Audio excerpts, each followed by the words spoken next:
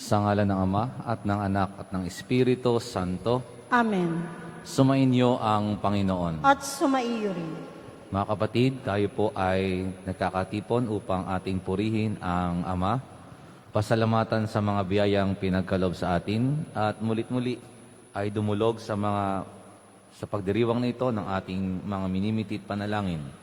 Ipanalangin po natin na nawa tayo maging instrumento ng Diyos upang palawakin ang kanyang kaharian at makakit natin ang ating kapwa sa pagsabuhay ng mga utos at paghahangad ng papabilang sa paghahari ng Diyos. Aminin natin ang ating mga kasalanan upang tayo maging marapat gumanap sa banal na pagdiriwang.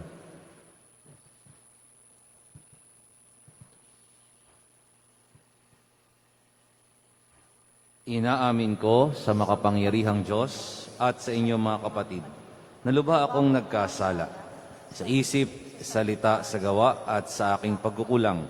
Kaya isinasamo ko sa mahal na Birheng Maria, sa lahat ng mga anghel at mga banal, at sa inyong mga kapatid na ako'y panalangin sa Panginoong ating Diyos. Kawaan tayo ng makapangyarihang Diyos, patawarin tayo sa ating mga kasalanan, at patnubayan tayo sa buhay na walang hanggan. Amen.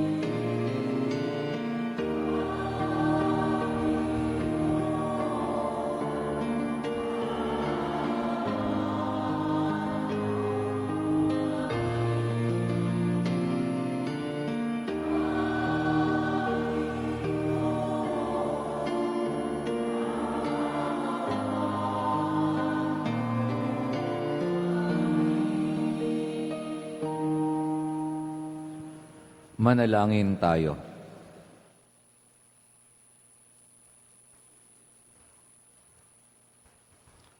Ama naming makapangyarihan, ang pananampalataya, pag-asa at pag-ibig namin ay iyong dagdagan.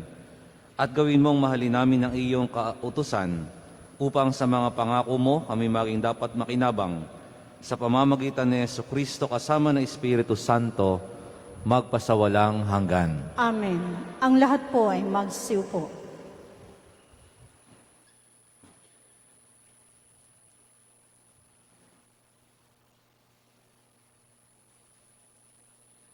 Pagbasa mula sa sulat ni Apostol San Pablo sa mga taga-Epeso. Mga kapatid, pasakop kayo sa isa't isa, tanda ng inyong paggalang kay Kristo. Mga babae, pasakop kayo sa inyong asawa tulad ng pagpapasakop ninyo sa Panginoon. Sapagkat ang lalaki ang ulo ng kanyang asawa, tulad ni Kristo na siyang ulo ng simbahan, na kanyang katawan, at siyang tagapagligtas nito. Kung paanong nasasakop ni Kristo ang simbahan, gayon din naman ang mga babae dapat pasakop ng lubusan sa kani-kanilang asawa. Mga lalaki, ibigin ninyo ang inyong asawa, gaya ng pag-ibig ni Kristo sa simbahan. Inihandog niya ang kanyang buhay para rito, upang ang simbahay talaga sa Diyos, matapos linisin sa pamamagitan ng tubig at ng salita. Ginawa niya ito upang maiharap sa kanyang sarili ang simbahan, marilag, banal, walang batik at walang anumang dungis o kulubot. Dapat mahalin ng mga lalaki ang kani-kanilang asawa tulad ng sarili nilang katawan. Ang lalaking nagmamahal sa kanyang asawa ay nagmamahal sa kanyang sarili. Walang taong namumuhi sa sarili niyang katawan. Bagkus, ito'y pinakakain at inaalagaan, gaya ng ginagawa ni Kristo sa simbahan. Tayo'y mga bahagi ng kanyang katawan. Dahil dito, iiwan ng lalaki ang kanyang ama at ina at magsasama sila ng kanyang asawa at sila'y magiging isa. Isang dakilang katotohanan ang inihahayag nito. Ang kaugnayan ni Kristo sa simbahan ang tinutukoy ko. Subalit ito'y tumutukoy rin sa bawat isa sa inyo. Mga lalaki, mahalin ninyo ang inyong asawa gaya ng inyong sarili. Mga babae, igalang ninyo ang inyong asawa. Ang salita ng Diyos. Salamat sa Diyos. Mapalad ang sumusunod na taong may takot sa Diyos. Mapalad ang sumusunod na taong may takot sa Diyos. Mapalad ang bawat tao na sa Diyos ay may takot. Ang maalab na adhikay sumunod sa kanyang utos. Hindi siya nagkukulang sa anumang kailangan. Ang buhay ay maligaya at uunlad ang kanyang buhay. Mapalad ang sumusunod na taong may takot sa Diyos. Sa tahanan ng asawa'y parang ubas na mabunga, bagong tanim na ulibo sa may dulang ang anak niya. Mapalad ang sumusunod na taong may takot sa Diyos. Ang sino man kung ang Diyos buong pusong susundin, ang buhay niya ay uunlad at laging pagpapalain. Mula sa Sion, pagpapala nawa ng Diyos ay tanggapin at makita habang buhay pag-unlad ng Jerusalem. Mapalad ang sumusunod na taong may takot sa Diyos. Ang lahat po ay magsitayo.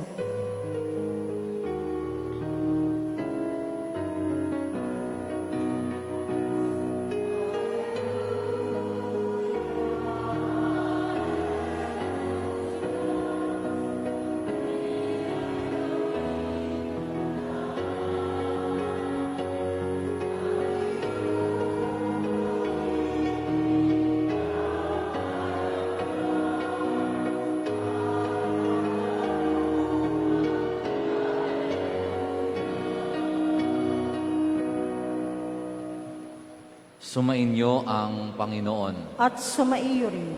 Ang mabuting balita ng Panginoon ayon kay San Lucas. Papuri sa iyo, Panginoon. Noong panahong iyon, sinabi ni Jesus, ano ang katulad ng paghahari ng Diyos? Saan ko iyahambing ito? Katulad ito ng isang butil ng mustasa na itinanim ng isang tao sa kanyang halamanan. Ito'y lumaki hanggang sa maging punong kahoy at namugad ang mga ibon sa mga sanga nito. Sinabi pa ni Jesus, saan ko itutulad ang paghahari ng Diyos? Katulad ito ng libadurang inihalo ng isang babae sa 3 takal na harina, ano pat umalsa ang buong masa. Mga kapatid, ang mabuting balita ng Panginoon. Pinupuri ka namin, Panginoong Jesucristo. Ang lahat po ay magsiupo.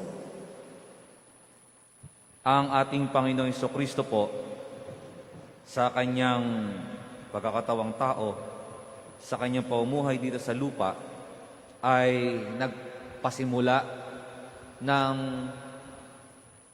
kaharian ng Diyos.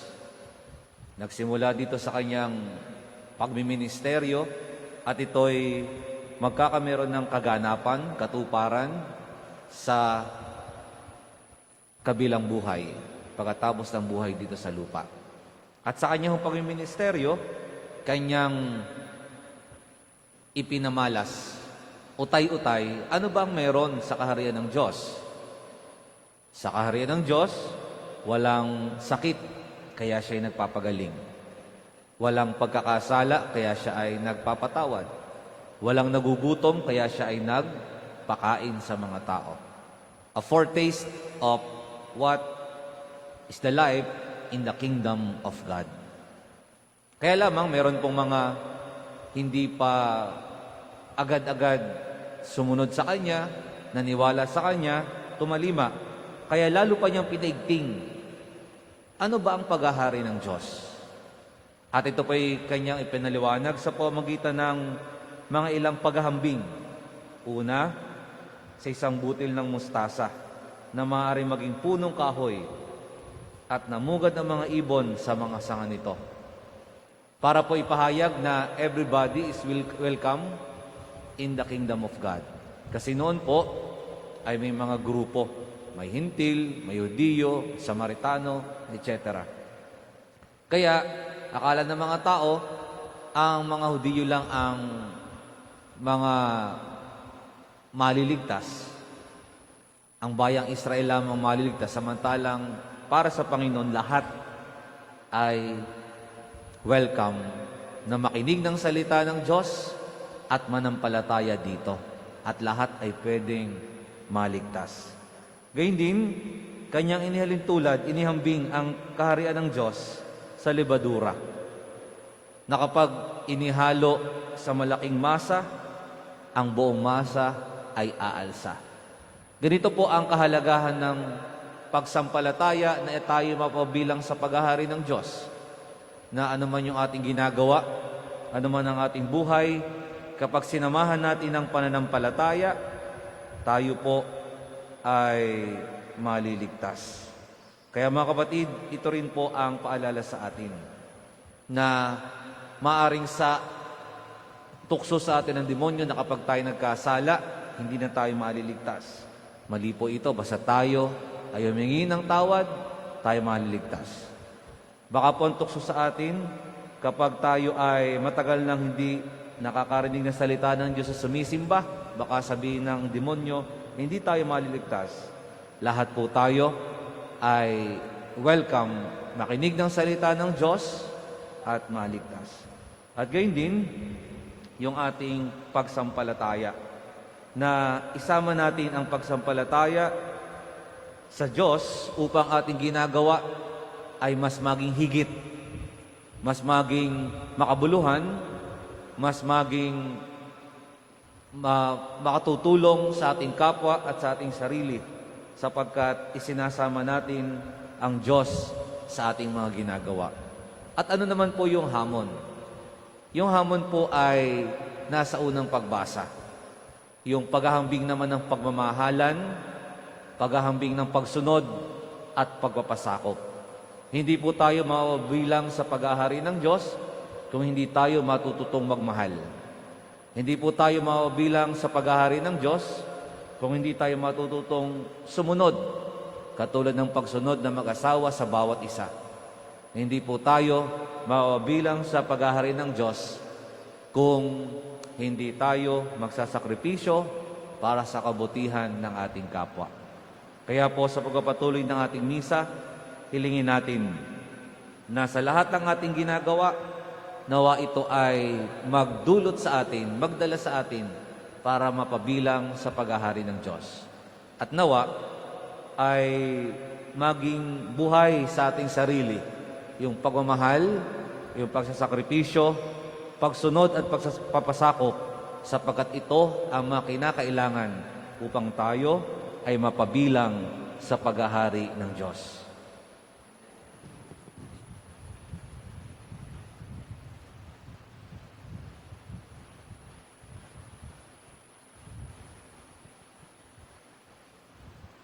Magsitayo na po ang lahat.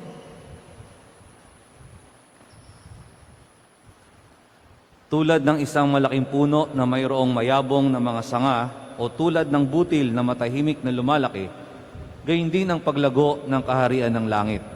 Sama-sama tayong manalangin bilang pakikibahagi natin sa mapagmahal na plano ng banal na kabutihan ng Diyos. Ang tugon, Panginoon, tinggin mo ang aming panalangin. Panginoon, dinggin mo ang aming panalangin. Ang simbahan naway patuloy na umunlad sa pamamagitan ng pagtanggap at pagbabahagi ng kaligtasan sa mga kultura at mga pinahahalagahan sa buhay. Manalangin tayo sa Panginoon. Panginoon, dinggin mo ang aming panalangin. Yaong mga nasa programa ng pagpapaunlad ng ekonomiya, naway bigyan suporta ang mga magsasaka at yaong mga nagpapaunlad ng lupa, naway alagaan at igalang ang likas na kalikasan. Manalangin tayo sa Panginoon. Panginoon, dinggin mo ang aming panalangin. Ang ating mga pamilya, lalo na ang ating mga anak, naway lumaki sa pamamaraan ng biyaya at umunlad na kawangis ni Kristo. Manalangin tayo sa Panginoon. Panginoon, dinggin mo ang aming panalangin. Ang mga may sakit, naway maging matatag sa kanilang pananampalataya at mapalakas sa pamugitan ng ating pag-aalaga at pagkalinga. Manalangin tayo sa Panginoon. Panginoon, dinggin mo ang aming panalangin. Ang ating mga mahal na yumao, naway masiyahan sa kapayapaan ng kaharian ng Diyos. Manalangin tayo sa Panginoon. Panginoon, dinggin mo ang aming panalangin. Ama naming nasa langit, tulungan mo kaming maunawaan ang kahalagahan ng panahon ng aming pag-iral. Buksan mo ang aming puso sa iyong salita upang maging mabunga kami lagi. Hinihiling namin ito sa pamamagitan ni Kristo ang aming Panginoon. Amen. Ang lahat po ay magsiupo.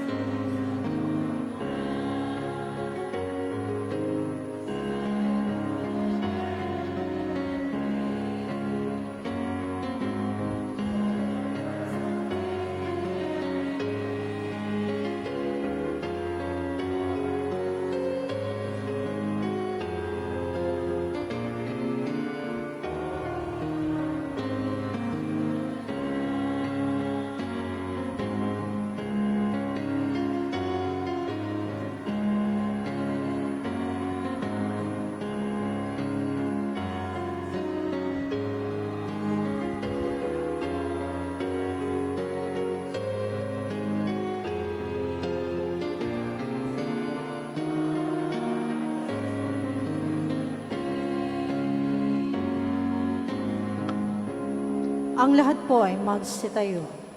Manalangin kayo mga kapatid upang ang paghahain natin ay kalugdan ng Diyos amang makapangyarihan. Tanggapin nawa ng Panginoon itong paghahain sa iyong mga kamay, sa kapurihan niya at karangalan sa ating kapakinabangan at sa buong sambayanan niyang banal. Ama naming lumikha, tunghayan mo ang mga alay na aming inihahain sa iyong kadakilaan, upang ang paglilingkod na aming ginagampanan ay humantong sa iyong lalong ikadarangal. Sa pamamagitan ni Jesucristo, kasama ng Espiritu Santo, magpasawalang hanggan. Amen. Sumainyo ang Panginoon. At sumaiyo rin. Itaas sa Diyos ang inyong puso at diwa. Itinaas na namin sa Panginoon. Pasalamatan natin ang Panginoong ating Diyos. Marapat na siya'y pasalamatan. Ama naming makapangyarihan, tunay ngang marapat na ikaw ay aming pasalamatan. Ikinalugod mong likhain ang sanlibutan na iyong pinagbabago at idinarangal.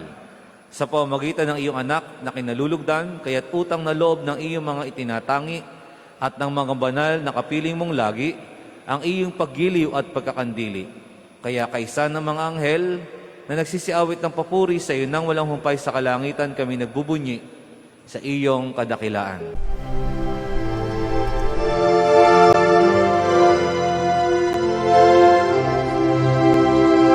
Santo, Santo, Santo, Panginoong Diyos makapangyarihan, napupuno ang langit at lupa ng kalwalhatian mo. Hosana sa kaitaasan, pinagpalang na paririto sa ngalan ng Panginoon. Hosana sa kaitaasan.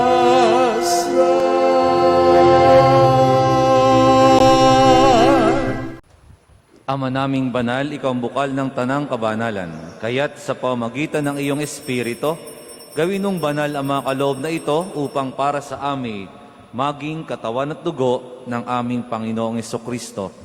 Bago niya pinagtiis ang kusang loob na maging handog, hinawakan niya ang tinapay, pinasalamatan kaniya, pinaghati-hati na iyon, iniabot sa kanyang mga alagad at sinabi, "Tanggapin ninyong lahat ito at kanin. Ito ang aking katawan na ihahandog para sa inyo."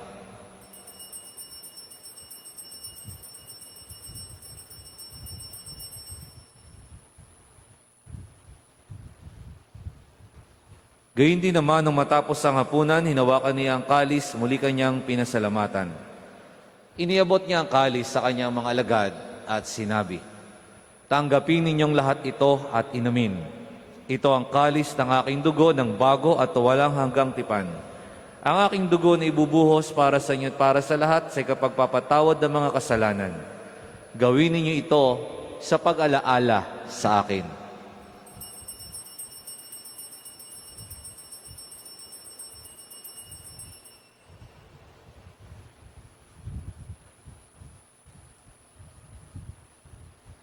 Ipagbunyi natin ang misteryo ng pananampalataya.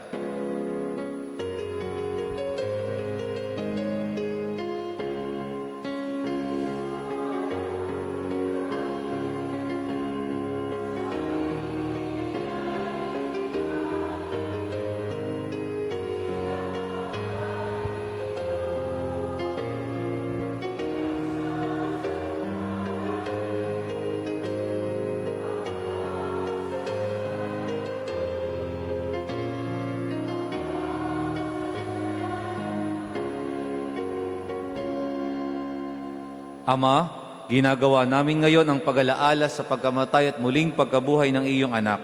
Kaya't iniaalay namin sa iyong tinapay na nagbibigay buhay at ang kalis na nagkakaloob ng kaligtasan. Kami nagpapasalamat dahil kami iyong minarapat na tumayo sa harap mo para maglingkod sa iyo. Isinasamo namin kami magsasalo-salo sa katawan at dugo ni Kristo ay mabuklod sa pagkakaisa sa pamamagitan ng Espiritu Santo. Ama, lingapin mo ang iyong simbahang laganap sa buong daigdig. Puspusin mo kami sa pag-ibig kay San Francisco na aming Santo Papa at ni Mel Rey naming Obispo at ng Tanang Kaparian. Alalahanin mo rin ang mga kapatid naming nahimlay na may pag-asang sila'y muling mabubuhay gayon din ng lahat ng mga pumanaw. Kaawaan mo sila at patuloyin sa iyong kaliwanagan. Kaawaan at pagindapatin kaming lahat na makasalo sa iyong buhay na walang wakas. Kaysa ng mahal na Birheng Maria na ina ng Diyos, na kanyang kabiyak na pusong si San Jose, kaysa ng mga apostol at ang lahat ng mga banal, na namuhay dito sa daigdig ng kalugod-lugod sa iyo, may pagdiwang nawa namin ang pagupuri sa ikararangal mo sa pamamagitan ng iyong anak, na aming Panginoong Hesukristo. Sa pamamagitan ni Kristo, kasama niya at sa Kanya, ang lahat ng parangal at papuri ay sa iyo, Diyos Amang makapangyarihan kasama ng Espiritu Santo, magpasawalang hanggan.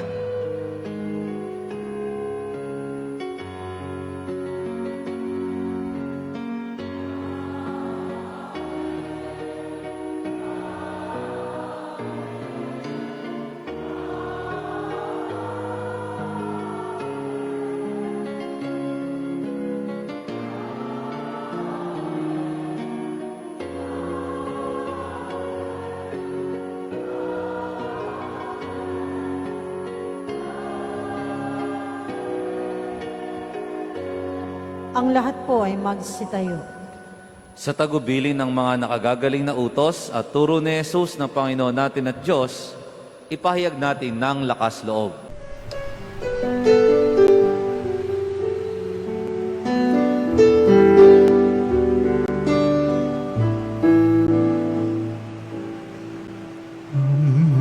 Namin sumasalangka, sambahin ang ngalan mo. sa amin ang kaharian mo, sundin ang loob mo dito sa lupa para nang sa langit. Bigyan mo po kami ngayon ng aming kakanin sa araw-araw at patawarin mo kami sa aming mga sala para ng pagpapatawan namin sa nagkakasala sa amin. At huwag mo kaming ibang dulot sa tukso, at yadya mo kami sa lahat ng Inihiling namin kami adya sa lahat ng masama, pagkalooban ng kapayapaan araw-araw. Iligtas sa kasalanan at ilayo sa lahat ng kapahamakan samantalang aming pinananabikan ang dakilang araw ng pagpapahayag ng tagapagligtas naming Seso Kristo.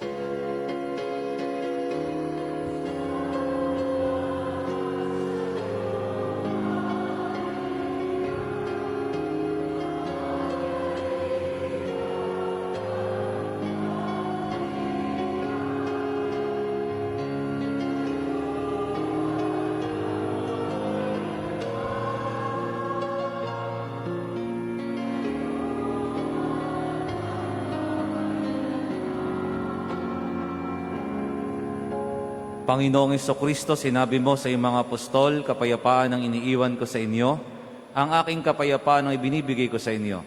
Tunghayan mo ang aming pananampalataya at huwag ang aming pagkakasala. Pagkalooban mo kami ng kapayapaan at pagkakaisa ayon sa iyong kalooban, kasama ng Espiritu Santo magpasawalang hanggan. Amen. Ang kapayapaan ng Panginoon ay laging sumainyo. At sumaiyo rin. Magbigayan kayo ng kapayapaan sa isa't isa.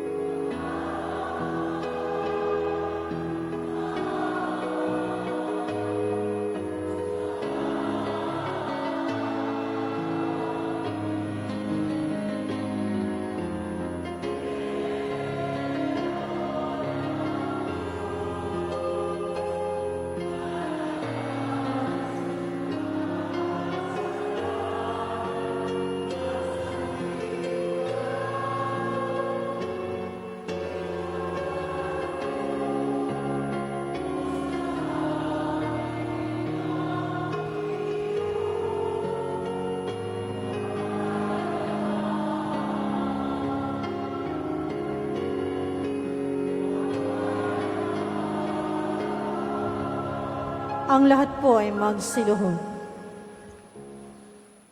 Ito ang kordero ng Diyos, ito ang nag-aalis ng kasalanan ng sanlibutan.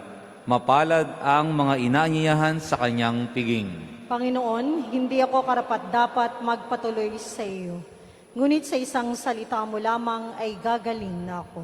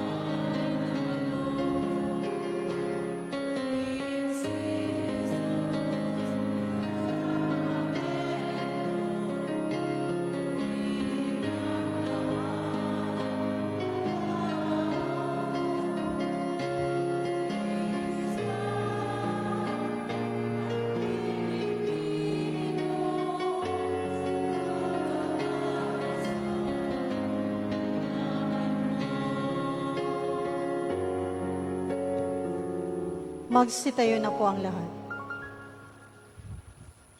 Manalangin tayo. Ama naming mapagmahal, maging lubos nawa ang aming paikinabang sa tinanggap namin sa piging mong banal, upang aming ginaganap ng lantaran ay siyang aming makamtang tunay, sa pamamagitan ni Jesucristo kasama ng Espiritu Santo, magpasawalang hanggan. Amen. Sumainyo ang Panginoon. At sumaiyo rin. At pagpalain kayo ng makapangyarihang Diyos, Ama at Anak at Espiritu Santo. Amen. Tapos na ang ating pagdiriwang, humayaking taglay ang pag-ibig ni Kristo. Salamat sa Diyos.